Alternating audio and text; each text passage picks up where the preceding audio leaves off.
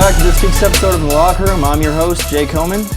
And here today we have Forrest Tucker and our new guest, Louie. I honestly can't pronounce your last name. Donofrio. All right, Louie Donofrio. Nobody gets it right. Well, yeah, thanks a lot for coming to the show today, guys.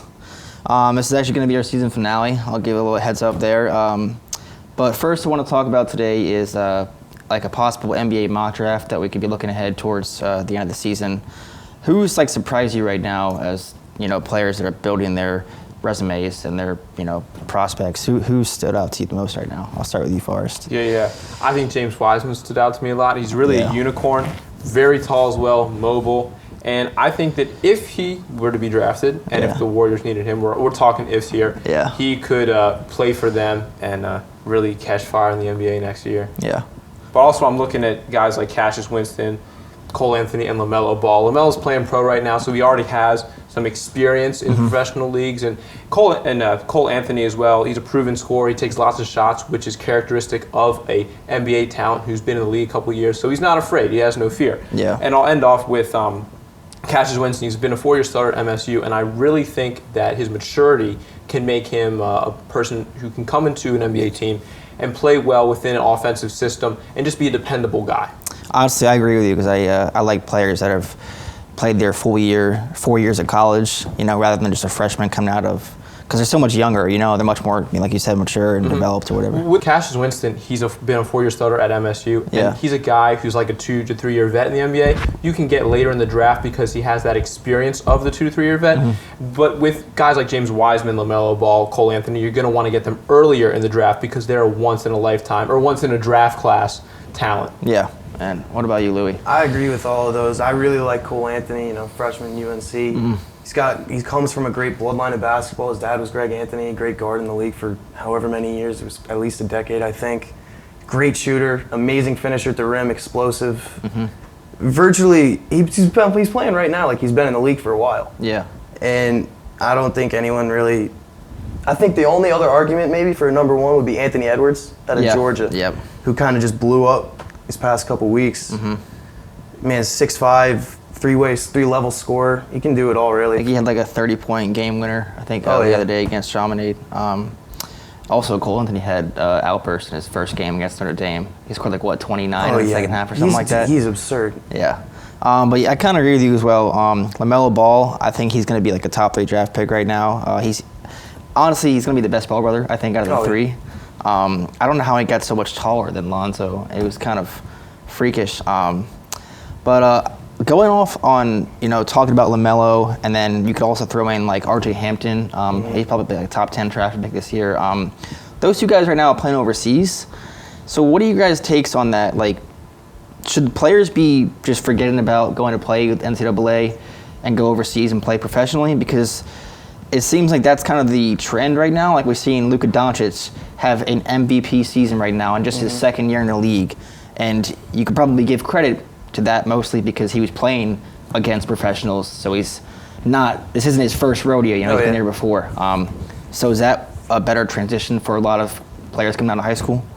I think so, honestly. I mean, it gets more experience. You're playing against grown professionals. He's playing against men, and that's the second best professional basketball league in the world behind the NBA, of course.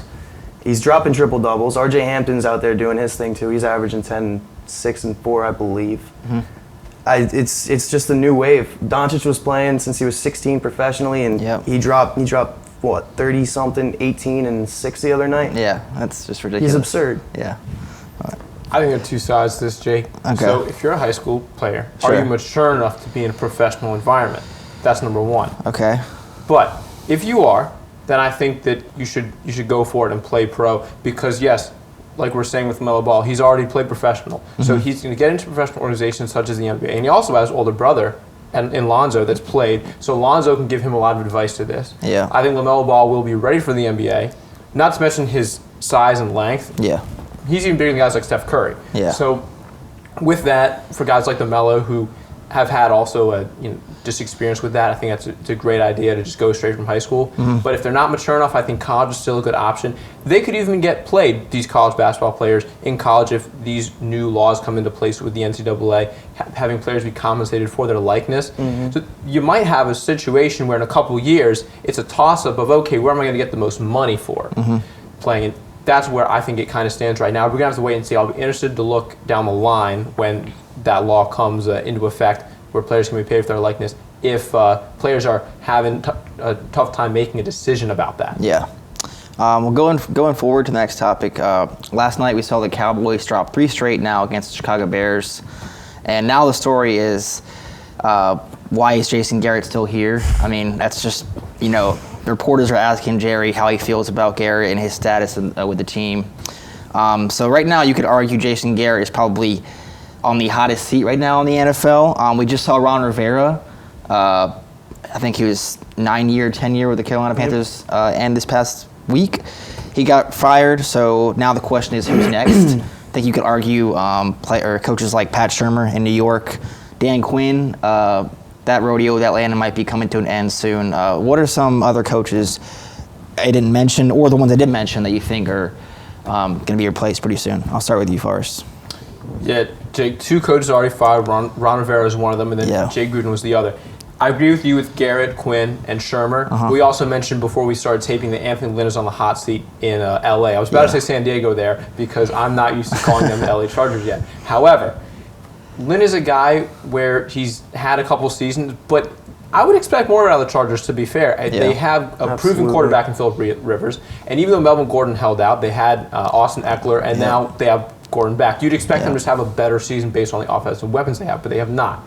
Going back to Jason Garrett, I don't think any result, whether they go to the playoffs or even if they tank at the end of the season, not purposely, but if they just have terrible results at the end of the season, will save Jason Garrett's job. I think I'm like Stephen A. He should have been fired long ago. I don't think even he was the right man for the job ever. He just doesn't seem to have the guts to manage the Dallas Cowboys, even to begin with, in my opinion. All right. What about you, Lou? I think Garrett's gone regardless. Yeah. If they win the NFC East, it helps his case, but he's gone. I would like to see Rivera step in, though, if they get rid of him. I feel like he would be a great fit in Dallas, especially with the offensive weapons and just his whole coaching philosophy. I think Freddie Kitchens is another possibility. I know it's his first year, but with the offensive firepower that he has, Baker, OBJ, Jarvis, Chubb, Njoku when he's healthy, it's amazing to me that there's still 2 or 3 games under 500. They've shown flashes, the Browns, of being brilliant. Absolutely. And that's why I think Freddie Kitchens gets more time, because he's shown that. That guy, I think he's a real Cleveland Browns type of head coach. You saw him wear that shirt, Pittsburgh started. He gets the culture there. He gets Baker Mayfield. It's just, how can he tame these personalities a bit on this team, because there are a lot of them. And if the Browns are going to go forward and make a challenge for the AFC North, then that's the key. He just needs to tamper them down and get them to really focus on this. I think the only argument there is, though, yes, the Browns have a huge locker room with a bunch of different personalities in Baker and Jarvis and OBJ. But Freddie Kitchens is not helping that, I feel like as a coach, when you have those type of players in the locker room, you have to find a way to make everything kind of flow and work. But with him, doing that full shack with the T-shirt and all, and then they lost. So it would have been different if they won. But now the story is, okay, you're more worried about what happened 2 games ago than what's in front of you. And that's... I don't think he'll be back here next year. I kind of hope not, actually. I think somebody else. I feel like the players like him, though. I feel like the players like that. If you're the front office, you might not like that. I feel like he's a player's coach, but exactly. He probably just lets them step all over him. I mean, they had that whole situation with Myles Garrett. He didn't really step up and take accountability for that. I mean, it is Myles Garrett's fault as well as his, because he's the head coach. But it's tough. I think they'll keep him at least another year. But if they don't go at least 500 next year, he's gone. Yeah, but he's, even after only 1 year, he's certainly already on the hot seat, so it might have to extend to a different season. But going into this week, week 14 of the NFL, if you play fantasy football, I guess it's the first week of your playoffs, so congratulations if you made it. But talking about real football here, we have actually some huge games to go over this weekend. These teams I'm about to discuss, we might be discussing about early February, because these are all huge playoff matchups indications right now. Starting off first, we have the Baltimore Ravens, winners of 8 straight, with Lamar Jackson MVP candidate right now, going into Buffalo Bills, who are 9-3. They just got a huge win against the Dallas Cowboys on Thanksgiving. So who's your take on this, Forrest? Who you got? Going with the Ravens. Yeah, of course you are. Yeah. Well, the LJ train's going to keep moving on, Jake. Okay. Why? Because even though the Bills are playing at home, they've lost games to New England and Philadelphia there during this year, and I don't really see New Airfield as a stronghold, despite what the Bills Mafia might want you to think. Right. All right, and what about you, Louie? I'm behind the Bills Mafia. I honestly hate Buffalo. I'm a New England fan, so it kills me to see them actually doing well this year. Yeah. But at the same time, I still don't think they have what it takes to beat Baltimore this week. I know they're home too, so that's going to give them a little help. But their rush defense has been allowing 7 yards a carry. I think it's 7th worst in the league. Yeah. And when you have a backfield of Lamar Jackson, Mark Ingram, and then when they want to go triple option with the 3 Heismans, RG3, Yeah. I think they're gonna let up at least 200 or 300 rushing yards. I have to agree with you. I am behind Bills Mafia. I'm going to switch it up, though. I think Bills take this one. A few reasons. It's a home game. They've kind of had like a mini bye, not having to play since last Thursday. So they've had a couple extra days prepared for Lamar Jackson in this run game.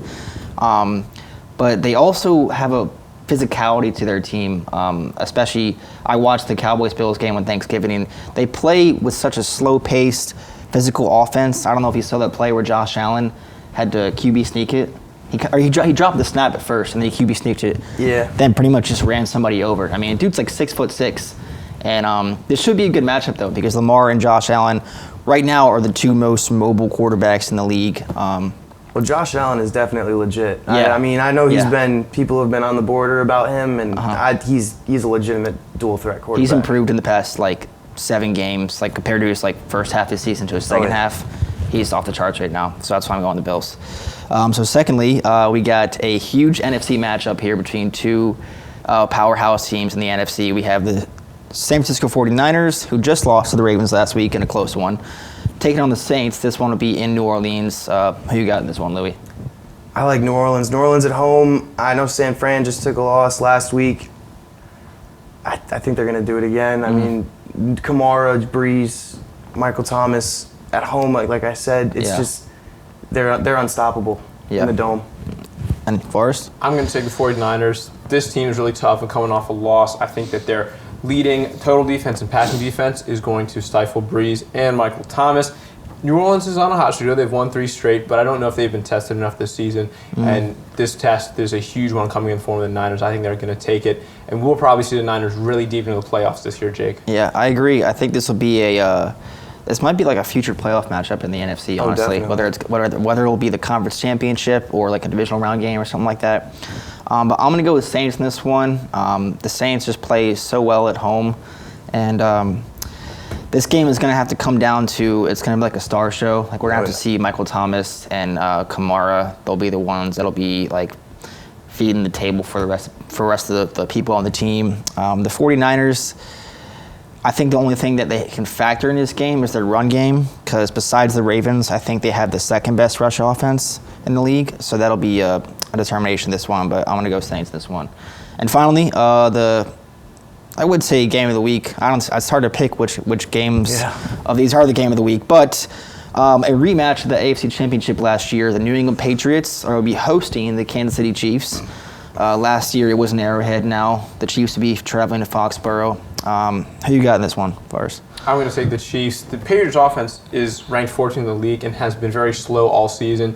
There's no Gronkowski, and Julian Edelman does continue to bail out Tom Brady when he needs it, but sometimes that's not enough. Yep. So I'm going to take Kansas City in this matchup. But the reason on the other side of the ball, talking about the Chiefs right quick, is that the Patriots have lost a couple games to mobile young quarterbacks with the likes of Lamar Jackson and Deshaun Watson the past couple weeks. So I think that their skid's going to continue, but they should right the ship with their last couple games of Patriots after taking the loss in this one. What about you, Louie? I can't see New England dropping 2 in a row, especially at home. Yep. New England's offense, they got to figure out what's going on over there. Brady's having a rough year, I know. It's my team. It kills me to watch them, but they'll figure it out eventually. It needs to be this week, if any week.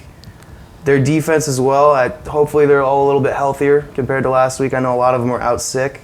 So I think that'll be a big difference as well. Mm-hmm. I think Sanu's going to have a big game too. Yeah? I think he's going to have to step up and have at least 80, 100 yards. Okay, well, I guess I'm going to have to side with you on that one. The Patriots, I don't see them losing 2 in a row as well. And they're actually 5-0 at home this year, so they haven't lost a home game. They seem to always control the tempo and the atmosphere when they're playing there. And then secondly, the Patriots defense is still as solid as it was to begin with. We saw Gilmore lock up Amari Cooper a couple weeks ago. I think that'll be that'll be a example of what this week will be against Tyreek Hill. And then the Chiefs' running offense actually has been very poor recently. And the pass defense, the run defense, is pretty solid. But I don't know. I just don't see the Tom Brady and the Patriots losing 2 in a row, especially at home. And Bill Belichick has played this Chiefs team 2 times now in the past, or I should say, 2 times in the past year. They played them once in the regular season last year and then once in the playoffs. So I guess because when they lost to the Ravens, everyone's like, oh, wow, the Ravens are so much better. Well, maybe it's just because it's the first time playing against them. You know, it was new, it was fresh. With the Chiefs game, though, they'll know, I guess, kind of how to prepare for this one. So, yeah, I'm going to go the Patriots on this one. All right, and if you guys don't have any more to say, that'll be all the time we have for today. So, thanks again, guys. Yeah, Jake, thanks for all the time. Give me a weird look over there, Forrest. I'm happy I've been along with the ride with you, Jake. Okay. Great having you as a host. All right, well, thanks a lot, guys. We'll see you guys back here next semester. You guys have a happy holidays, and for more on sports, check us right back here on The Locker Room.